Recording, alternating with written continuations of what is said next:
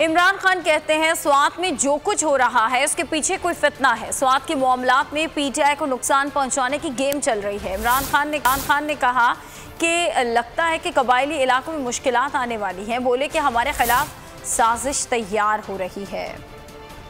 उन्होंने एएनपी के ऊपर अटैक्स तब ये किए थे और कहते थे कि तुम अमेरिका के हमायती हो। एएनपी को जब ये तालिबान टीटीपी उनको अटैक कर, मुझे अभी ये समझ आ रही है कि अब तहरीक इंसाफ के लोगों को क्यों ये धमकियां दे रहे हैं, क्योंकि हमारी तो आज़ाद फॉरेन पॉलिसी है। हम तो सब दुनिया को वाज़ेह है हम खड़े किधर हैं। इसलिए मुझे लग रहा है कि इसके पीछे कोई फितना है, इसके पीछे कोई और गेम चल रही है, इसके पीछे गेम चल रही है हमें नुकसान पहुँचाने के लिए पख्तूनख्वा में।